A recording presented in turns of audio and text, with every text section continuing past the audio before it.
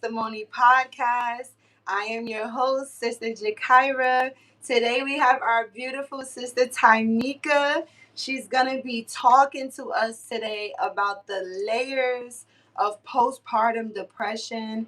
As always, we want to give our highest honor to our Lord and Savior Jesus Christ, who's the head of both of our lives. This podcast is not for vainglory, but it is to edify the saints and those who are not. It is for the glory of God. We like to journey down our past life experiences to help other people. So, y'all know we keep it real on this podcast. We're going to talk about something very, very touchy today, something very serious. And we're going to come into this conversation with love and kind words, first and foremost. Anyone who has gone through any type of postpartum, you are heard, you are seen. Don't think you're alone. These conversations are very serious. Sometimes people are afraid to have them because these things can get very, very deep and very severe, and people may feel like they're crazy or this is not the way they're supposed to feel after having a baby. So you are loved, heard, and seen, and we're touching on these things. Hopefully it can help you strike some thoughts in your mind, things that you can pray about, or if you need to seek help, seek help, but don't think that you're alone. Sister Tymika, introduce yourself. Well, greetings to everyone. Some of you may know me. I am Sister Tymika Hicks. I go to the New Brunswick Temple in New Jersey, and I am a registered nurse, but I'm also a certified doula, a mom of 10, a grandmom, I believe, of 17 now.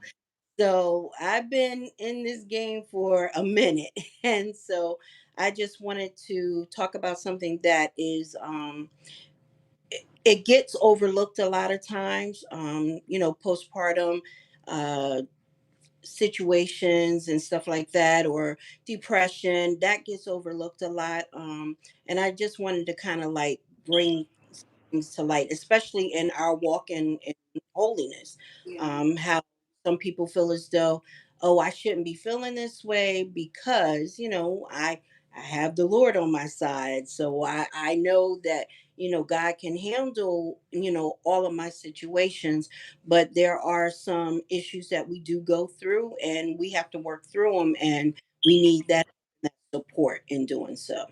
Yes, that was wonderfully said. So we're gonna touch on some research I've done. I did bring some research to the party, okay? Just a little bit of research. I really wanted to see what the internet was saying. Sometimes Google will have different doctors, or they've seen different cases. So I'm like, let me just see what they're saying and then speak to an experienced mom who's actually gone through and seen these cases personally, so we can look at this and we can look at how it looks in real life and really get down to it.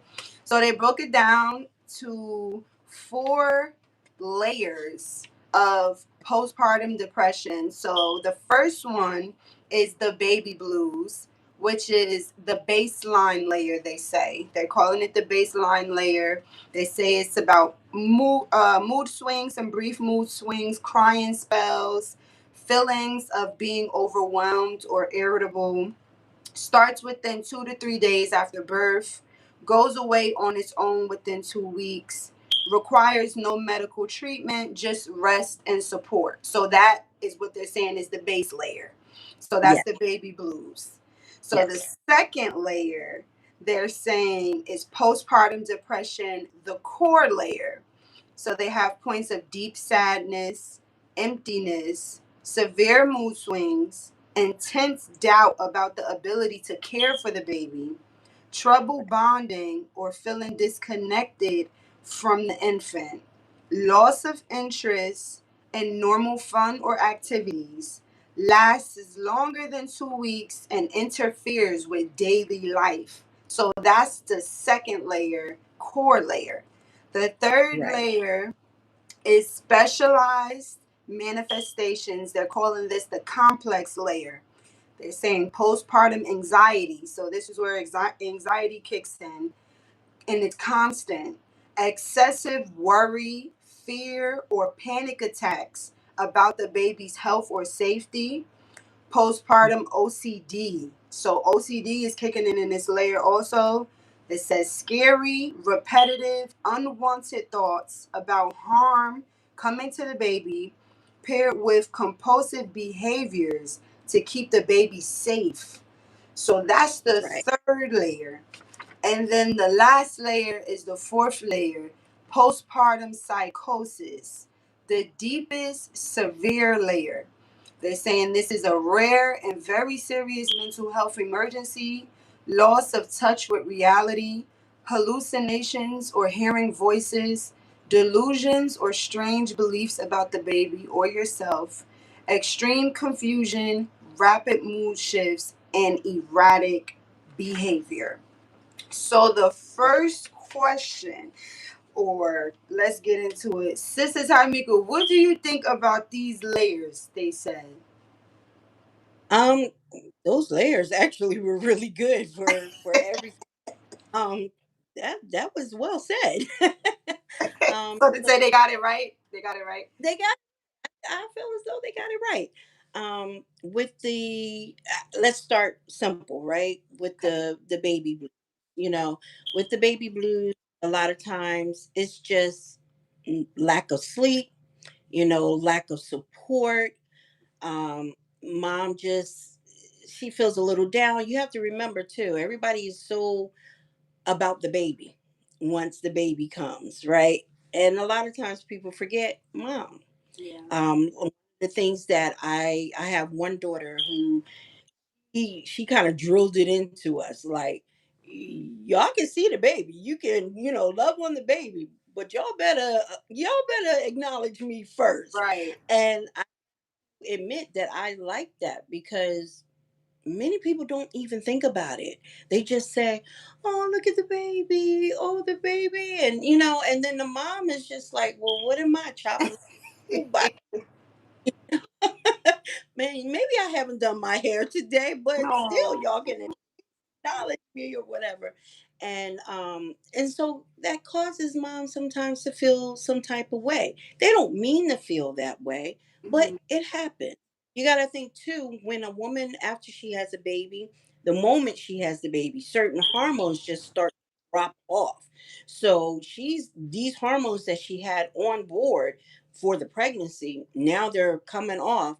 And so you have those levels where you just feel down and out, but it's not anything major. Like Right. you said before, with the right kind of support, the love, the help of the family or the community as a whole, then she usually can bounce back out of that. She'll get through it and over it, and she's okay. Wow. Wonderfully said. So let's ask the first question from your experience and from everything you've seen. How can mom prepare for a postpartum experience during pregnancy? Like while she's still pregnant, what can she Mhm. do or start trying to do just in case this looks like that for her? All right. So my thing is, I would suggest to mom to always have a routine as far as self care, right? A lot of times for moms, we forget ourselves. We're so about the family, we're about the husband, we're about the children, and we lose sight of who we are. So Mhm. we don't take that time to like just sit down for 10, 15, 20, 30 minutes just for ourselves. So my biggest thing is always to tell mom to make time for herself. Beautiful. um Things that you have to do, chores and everything. Learn to delegate. Learn to delegate and tell people, look, listen, I need you to go do this. I need the laundry to be done. I need some meals to be prepped. Like learn to delegate if you have that ability. Okay. One of the things I did for my daughter is, I would clean. I would come over and clean and kind of sit with the other kids whenever she had a new baby. So that was my way of supporting her and helping her. For her, it was like, as long as family comes around, that made her feel pretty good.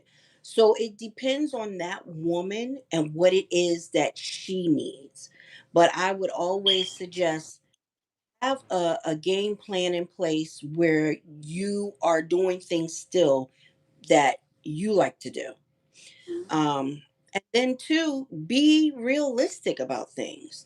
If you feel as though, for instance, some women may already have bouts of depression in their life before pregnancy, Right. right? So it can get worse, during pregnancy or postpartum.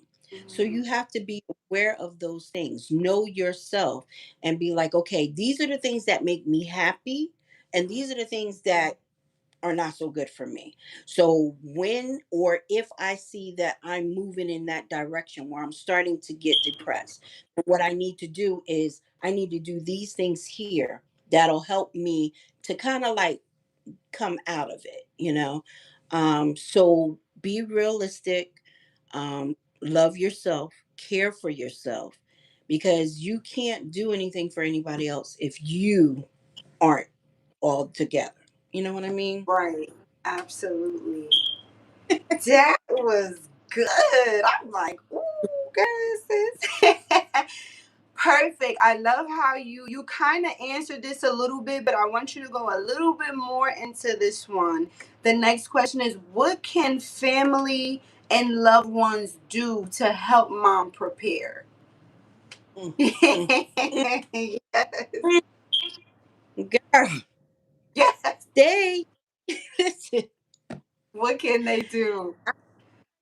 what I don't get about society in today's time is Hmm. that we don't love on this woman after she has a baby. Wow. I feel as though people are just like, I don't know. It's almost like they act like, oh, she got it. She had a baby. She's strong, so she good. Mm. But things that we can do as a family and as a community, right? Where we will sit here and help them. Like I said, for me, it was clean. Come in there, do them dishes, you know, or we could fix a meal for somebody, or we can sit there and we can watch the kids while they get some sleep.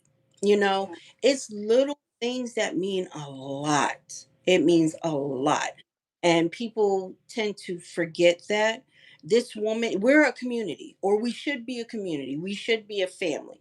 For me, family is a huge thing. So my thing is, if one of us is out of whack or out of sorts, the rest of us should be feeling that. And if I want us to be okay, then we need to come together as a family and make sure that this person is okay. Right. So, no, I, and be aware. Like, I find that a lot of times people aren't even aware when their loved one is, something changes in them. Something changes. Either they look sad, or they're losing weight, they're not eating, they're not sleeping. Somewhere along the line, there are signs that something is going on. Or, Okay. take for instance, somebody is just a little too happy, and you're Mm. like, hmm, eh, it's not their character to be that happy and Right. engaging. Sometimes there have been people, and I know this of somebody that I knew in my past, where they act like everything was fine. Mm. Everything was fine, smiling, laughing the whole time. And then later on, you get a call and somebody tells you that they committed suicide. And I'm No. like, but I just saw them. They just were smiling. They looked happy. What are we talking about here? You Right. know? So it's being aware of your loved ones, taking Mm. the time to show that care and that concern, even if they say to you, I don't want to talk about it, or it's nothing I want to talk about right now. Eventually, when they feel the courage or the desire or they want to, then they'll come. They know I can go to her Right. because she told me if I ever needed her or if I ever needed to just talk. Sometimes all they need is just to talk. Right. Just talk. You don't say anything. You let them get it all off of their chest and let them express themselves without judgment. You ask the right questions, of course, because if somebody's talking about harming themselves or harming somebody else, then you got to ask some more questions. But just speak and show that love, like Yeah. I really care for you. I want what's best for you, and how can I help you to achieve that? Wow. That was a lot said. Why do you think the family or people get like that when people get pregnant? Like, oh, she's okay. Like, why isn't everybody coming together to say, hey, this is exciting, but we know you're gonna be going through some stuff. Let's help you. Like, why is it because pregnancy has become so common now? Like, I'm not even sure that a lot of people realize that they're acting that way or doing these things. I think in today's society, a lot of times are we have been desensitized to mm, things. that's the word. So our level of caring for one another is less than what it used to be in the Wow. olden days, they say. And nobody is telling us it's okay for us to come together and be there for one another. Like it's all about competition and keeping up with the Ooh. right?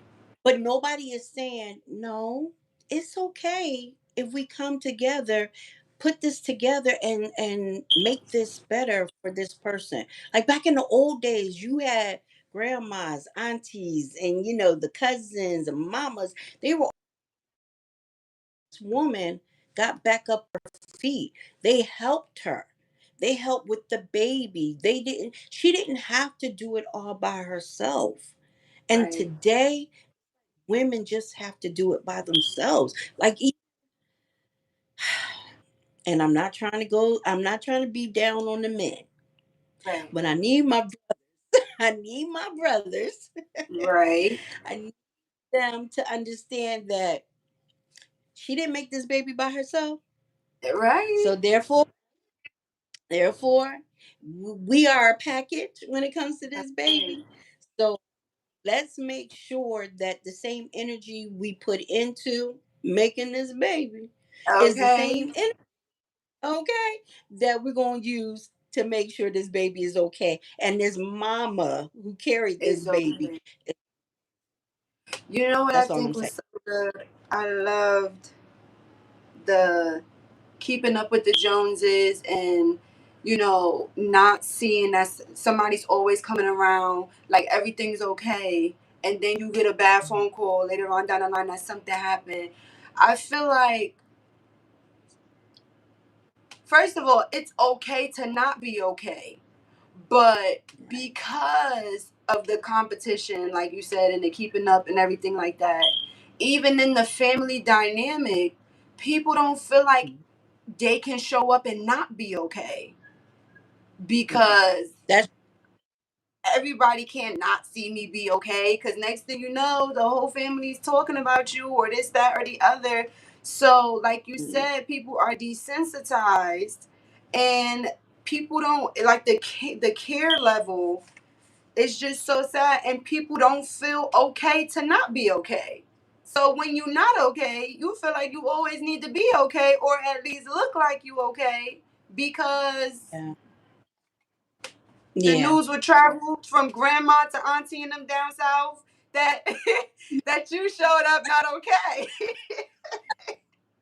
And listen, and in the midst of all of that, nobody's calling you or coming to you to say, how can I help you to be okay?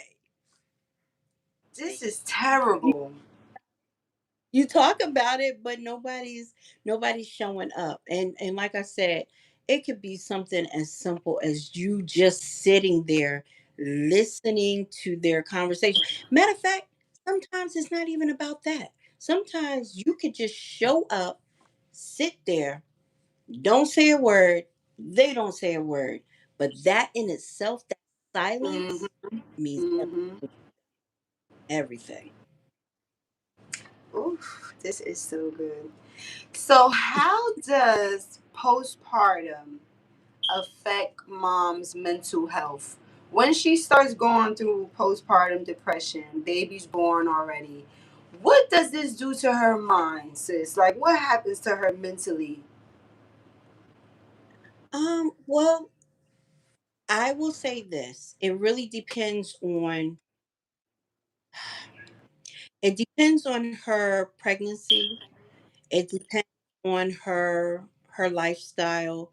It depends on her support team and support system that she has in place. Um, for the most part, if a woman has a good experience prior to pregnancy, marriage is going well, things is fine. Um, and she has that family support or community support, a lot of times she may not experience all these other things because Oh, things are going good for her. So people are there. She knows she really doesn't have to worry too much. But when you have a more challenging life, like they say, life be lifing. When you have a yeah. more challenging, it may not be all that great. Like, even, some people, they get pregnant and it wasn't something that was planned, so now they deal with those things. Or if something's going on with the baby, you have doctors telling you one thing. It's a lot that just plays on that mom's mind. And most moms, they want to be a really good mom. They want to make Yeah. a difference in that baby's life. They want to be a good wife, a good mom. They want to make sure everything is all right. And they will take on all of that onto their shoulder. Hmm.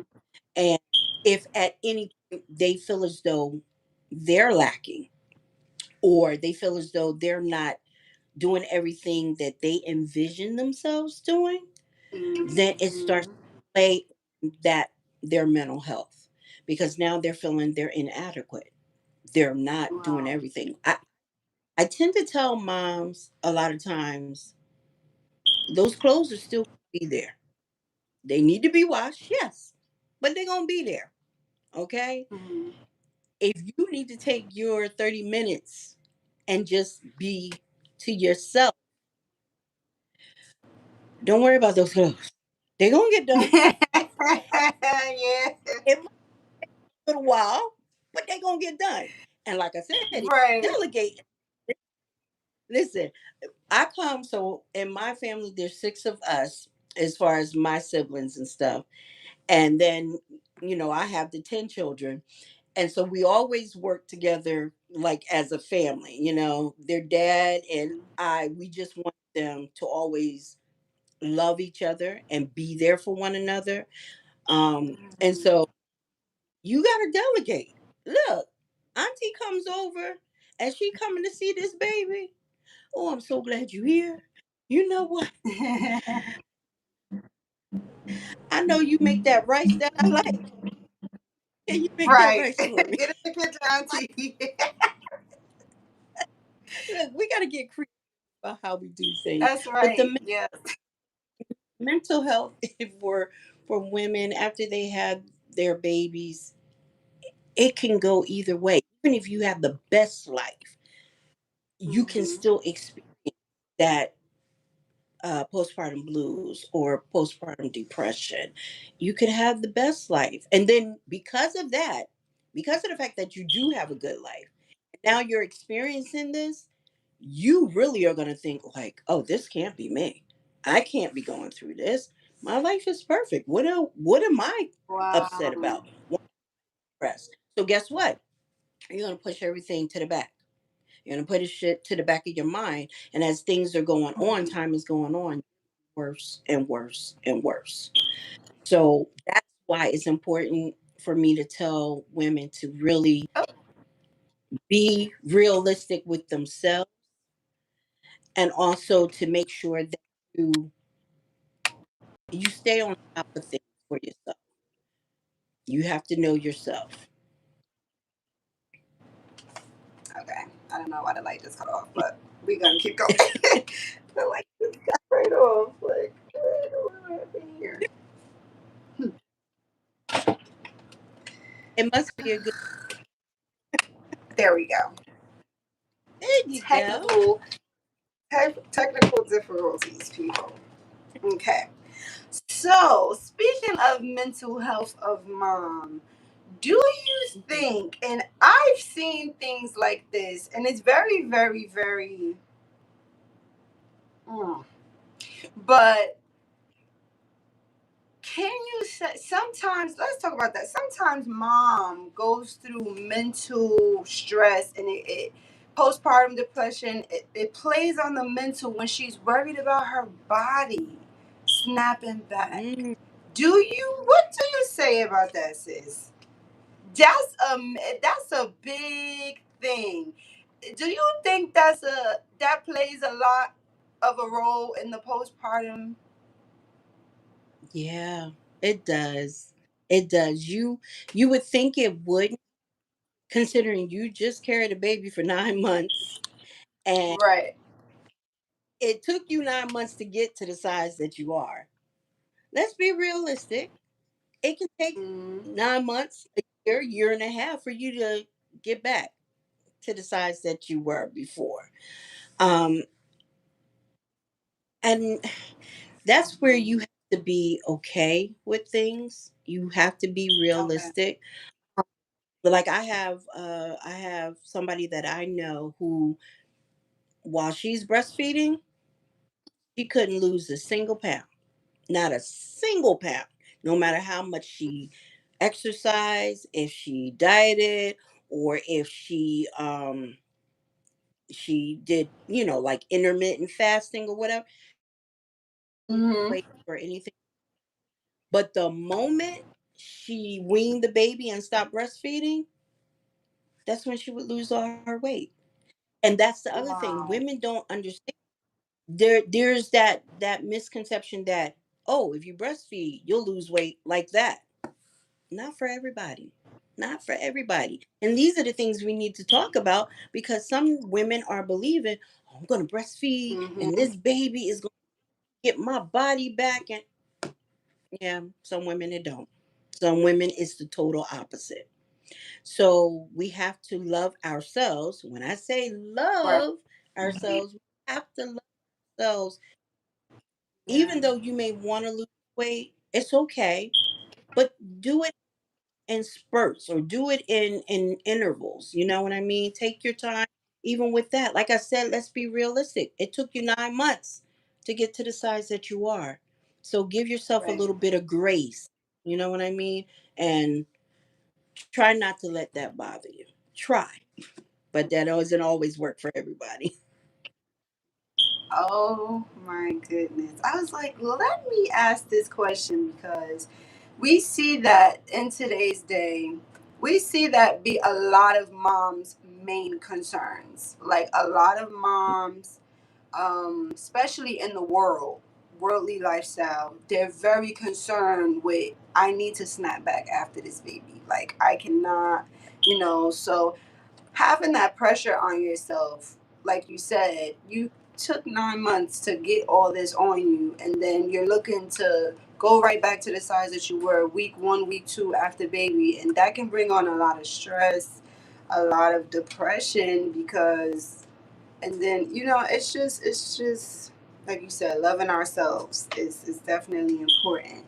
So one of the severe layers was layer number 4 with the psychosis. So this Mhm. question is gonna be around that area of the psychosis of postpartum. What will bring on aggression after childbirth? Well, if you feel as though life isn't being fair, Mm, if you though you're not getting the help that you needed, whether you express that you need the help or not, women, a lot of times we are very observant of people, right?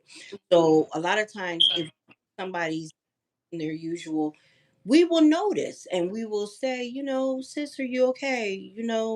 How's things going or whatever. But a lot of times people will not do that. So then you are going through the motions of life. Nobody's noticing that you're not yourself. And so then you're frustrated. And okay. communication is a big thing too. Um, and as Black women, I will say this, a lot of times we keep things to ourselves. We don't we don't want to unload our heaviness onto somebody else. Whether it's because we don't want to look, bad in front of somebody, or whether it's just because, you might feel like, who can help me? So then we end up having these anger moments where we're just like so frustrated as to how come nobody's seeing me, or how come nobody's understanding me, or how come nobody's trying to help me, or talking to me. It just, it's an aggression that blows Mm, up 100-fold. And it's like they can feel it, but it's mm, like there's nothing they can really do to stop it until they get it all out of them. And then they might be able to calm down and then realize, wow, I really said something, or I really did some things. And women don't think about having aggression after having a baby. Why would they? Because in their mind, I just had a beautiful bundle of joy. So why am I angry? You know? And that's where a lot of these other little things that come out to be big things later on, they get overlooked. wow. So, okay, let's see how I can ask this question. Some moms, like you said, some moms aren't, they might not have been affectionate people before Mhm. baby.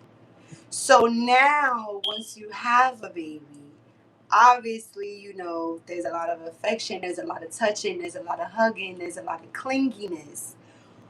Mhm. That can be like a sensory overload, like the clinginess and the touching and the breast to breast, and you know what, like, how, what can help a mom like that? Like, she wasn't really too affectionate, she's not really with the clingy huggy, all of that, but now here's baby, and baby needs skin to skin, and mom is like Yes. maybe getting a little irked by this affection that she wasn't really like that. What do you say about that?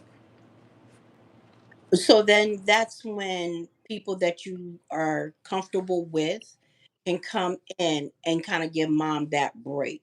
Because mom does Oh, get to a point where she's like, all this touching is too yeah. much. It's too much. Yeah. I love you. Listen, I love you, baby, but it's I Yeah. need some space, a little bit of time. And it's Okay. okay for her to say. I want moms to understand that there's nothing wrong for you to say, hey, I, hands up Yeah. right now. Need somebody to come get the baby just so I can 30 of non-touching anywhere.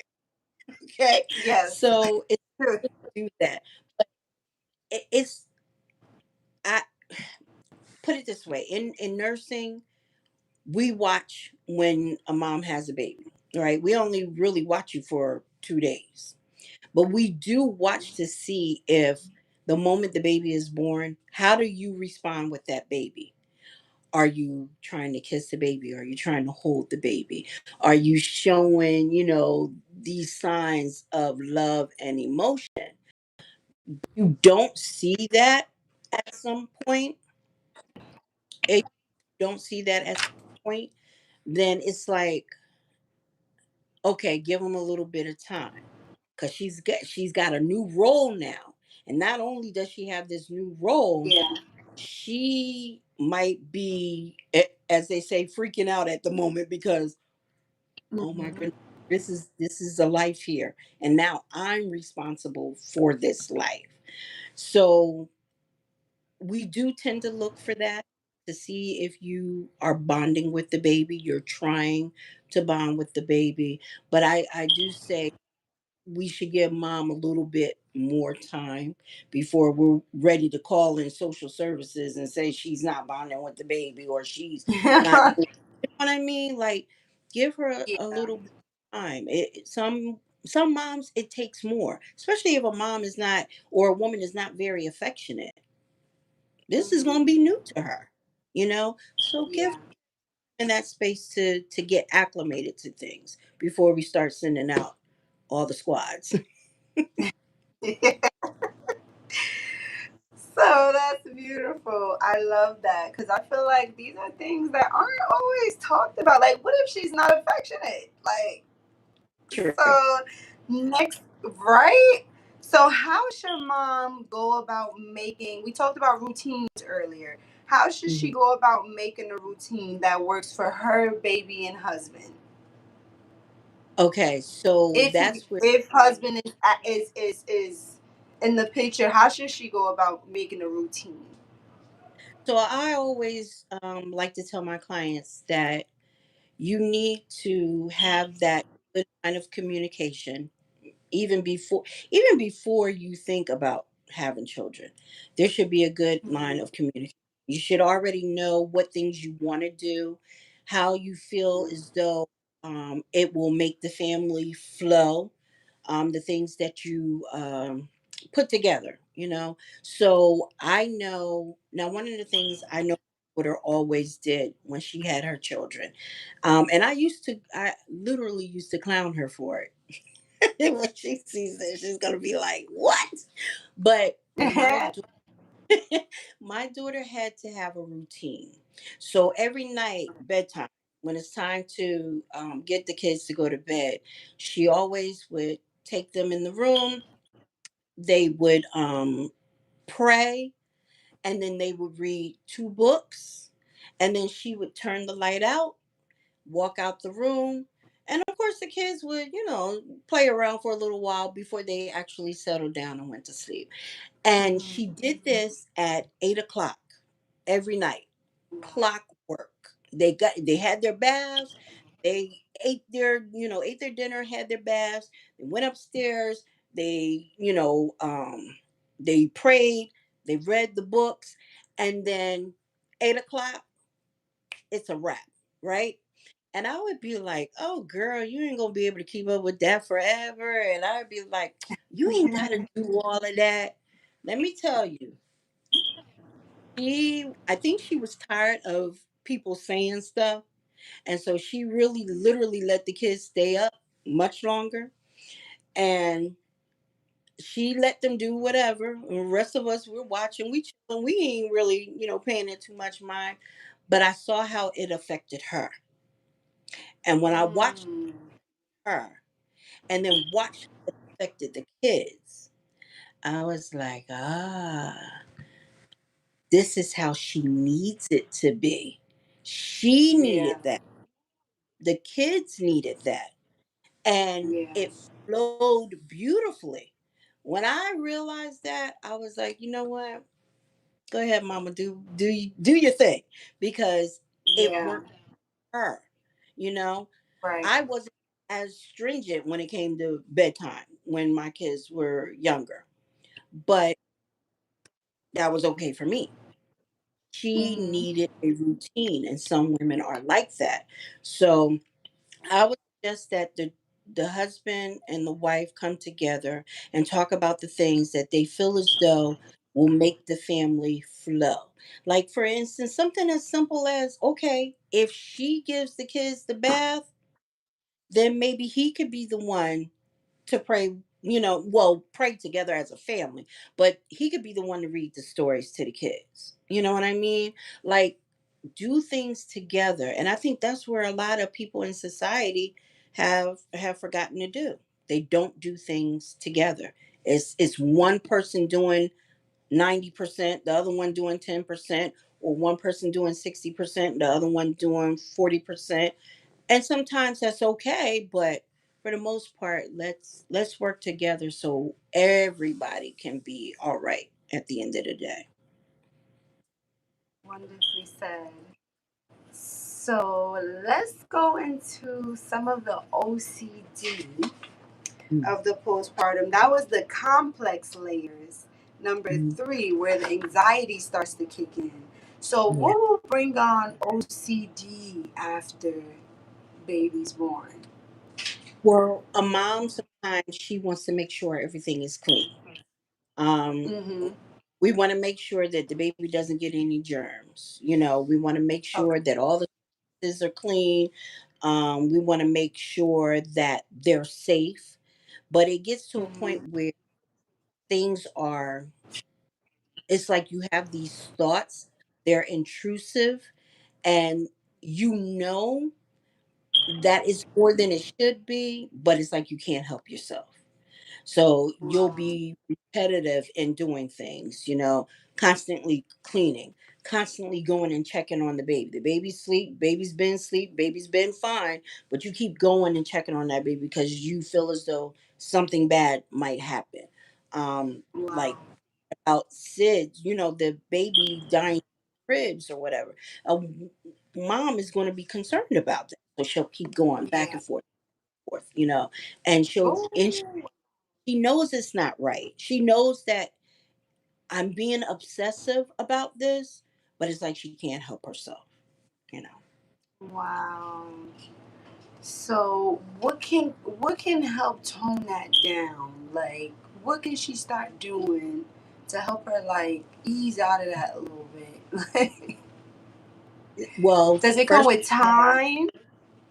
it can come with time, but at that point for me, I definitely would say, okay, for instance, postpartum depression, say you start experiencing it a week after you have the baby, and you've been experiencing it now for a month or 2 months, and you're like, it doesn't seem to be getting better. I, I really think you just need to speak with your doctor at that point, whether it be the Okay. obstetrician, whether it's your primary care physician. You need to make sure you keep track of how you're feeling. I like to tell people to do journaling.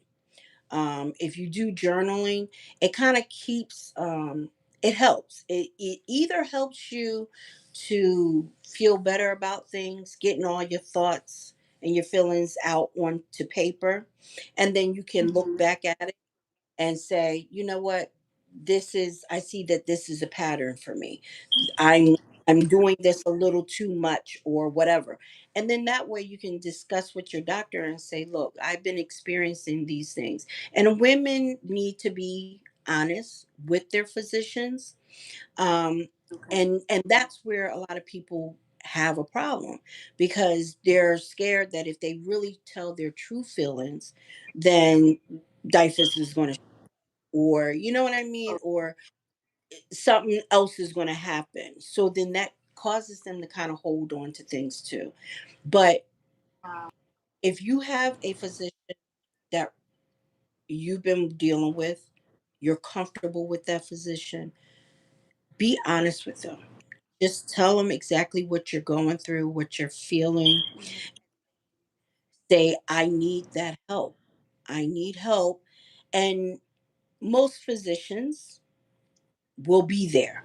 They will give you the help that you need. If you find that a physician you have does not meet the needs that you have, then you might want to look for somebody else. But a physician has that background, they have the credentials, they have that expertise where they can say, okay, well, let's try this. Sometimes for some people, it is medication, they need it, to help them to get things together. Some people are more holistic. I'm more on a holistic side. So I would say something, about taking certain herbs that would help, with how you're Mm-hmm. feeling, mood stabilizers and stuff like that. So Okay. really being honest is very important. And know yourself.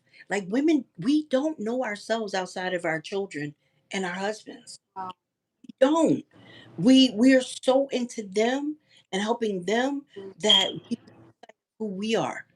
And I think that's a big problem. I think that happens to be one of the biggest things that causes us to like go in an area or go down a path where we're just not doing care for ourselves. Pushing things to the back burner, it's not you caring yeah. for yourself. It really isn't. Wow. This is really something. I really hope some moms out there, or soon to be moms, or even if you're a mom in planning, you want to Right. be a mom. This is very important. So let's talk about this loss of connection or no connection to baby. So either baby's born, there's no connection, or you know maybe you had the connection during pregnancy, but then baby's born and the connection is like, what? What do you say about that? So I had postpartum depression like three separate times in my life. And one of the it was that loss of connection. And it wasn't until recently when I did a presentation where I realized what that problem was, why I had a loss of connection. And it wasn't Mm-hmm. because my baby, I did everything that a mom does with their baby. Loved on the baby, changed the baby, fed the baby, did everything a mom does with the baby. But I knew that I didn't feel that connection. And it, like I said, until recently, 30 something years later, is when I realized my issue at that time was I was so worried about this particular that I was afraid that something bad would happen to the baby. And so I felt like I didn't know what to do. Like I Yeah. want to protect the baby, but I don't know how to go about it. And then one day kind of snapped out of it. It was like a Yeah. thought came to my mind and I was like, what are you doing? This is a baby. This is your baby. Yeah. Like, get it together. And just that quick, I snapped out of it. And it had to be God because I wasn't going to the doctors to get any treatment. I didn't know what was going on. I knew something was going on, but I didn't know what. And like I said, realized until 30 some years later that that was what my concern was. I had a girl, and Yeah. I worried more about my girls than I did my boys at one point. Yeah. And so I was like, what am I going to do with this baby? What am I going to do with this girl? How am I going to protect this girl? And it was like at that moment that I realized, like I said, it was at a presentation, and I was like, wow, wow, Yeah. wow. And like, but I'm grateful to God that he just brought me out of the situation, even though I didn't know what was going on and I didn't seek treatment at that time. Plus, I was young. Um, but I thank God for bringing me out of that. But I also thank God for even showing me that that was the issue. Like for years, I've thought about this situation and always wondered why did I do why did I feel that way at that point in time? And like I Yeah. said, patient brought out, and it was a postpartum depression presentation, and it brought out that, and I was like, wow, you know, Wow. like God brings back to your remembrance, and I was just like. was super excited that he even allowed me to realize that. You know what I mean? All these years later. And I think with women, you got to, if a woman is not affectionate, um, Mm-hmm. she can fall into that situation as well. You know what I mean? I considered myself to be affectionate at that time, Mm-hmm. but then again, I might not have been as affectionate as I thought I was, you know? But I'm grateful that each time that I did go through postpartum depression, God definitely did bring me out. Now, I will say each time it was different, and it felt Mm-hmm. like it was more deep. So that's why I say be honest with your doctors. Let your doctors know what's going on. Um, so that they can give you their expertise on what to do. I One of the times I did have postpartum depression, I did seek help, and that particular doctor, I felt like didn't help at all Wow. in any way. So, but God was truly on my side all every last single time, and He brought me out. And one of these days, I'll tell all the stories. Right. Yes. So postpartum depression can look different each baby. Yeah, it I don't know if people know that. it You can know, they might think, oh, you go through it one time and then that's that. So it can look different each baby. That's every time. very interesting. Yeah, because Wow. Oh I have goodness. one postpartum depression episode or time that I had postpartum depression, and it was like as long as I held the baby in my, I was fine. I was Wow. fine.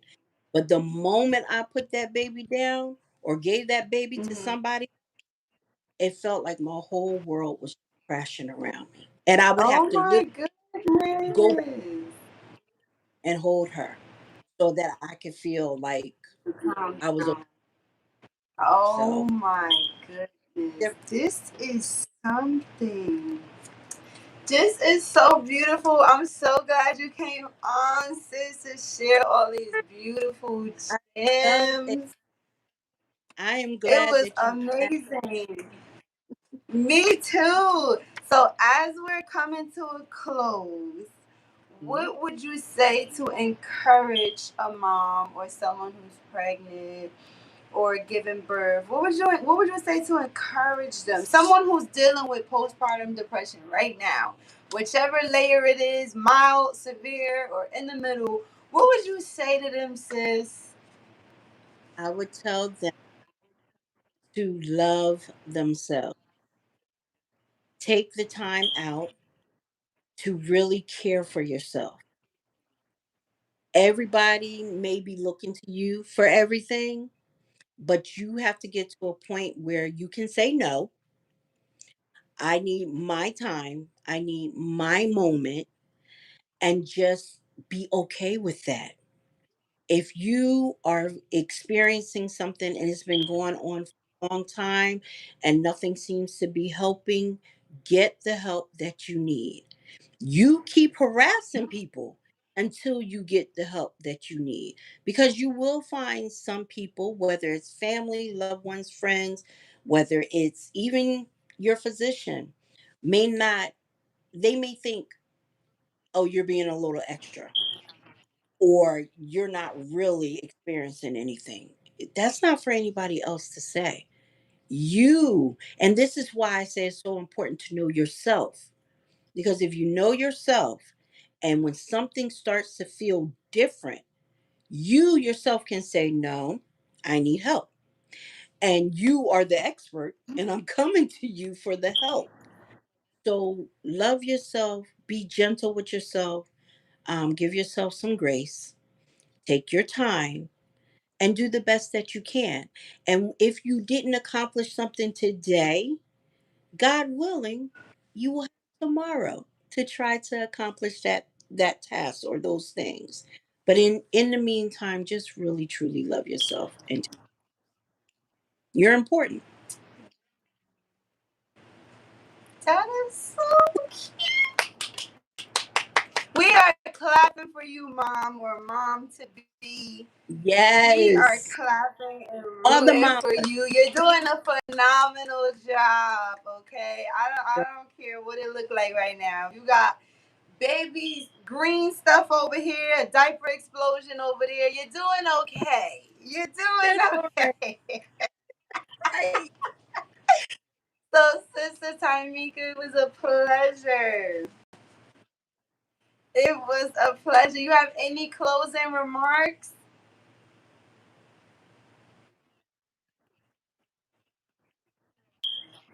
Yes. Oh, yes. You definitely have to come back up here. Lord's will, we got to get you back on here, sis. So it was a pleasure.